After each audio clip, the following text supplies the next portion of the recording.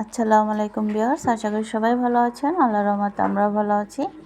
নিয়ে আসলাম ছোট্ট একটি রান্নার রেসিপি। তো রেসিপিতে কী কী থাকছে অবশ্যই দেখিয়ে নিচ্ছি। এখানে করলা চাকচাক করে ভাজি করব, আর এখানে চিংড়ি মাছ ভুনা করতেছি। চিংড়ি মাছ ভুনাটা বসায় দিলাম। এখানে মশলাগুলো কষাচ্ছি। তো ভালো করে মশলাগুলো আমার কষানো হয়ে গেছে, একটু পানি দিয়ে দিলাম। তো টমেটোগুলো দিয়ে দিলাম।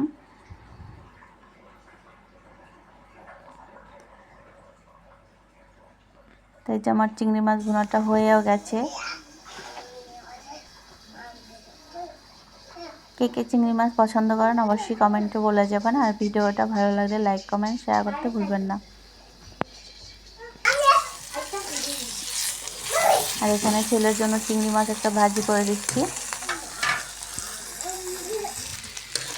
আর এখানে করলা ভাজি। তো করলা ভাজিগুলোও হয়ে গেছে। তো ভিডিওটা আর বাড়ালাম না, ভিডিওটা এই পর্যন্তই।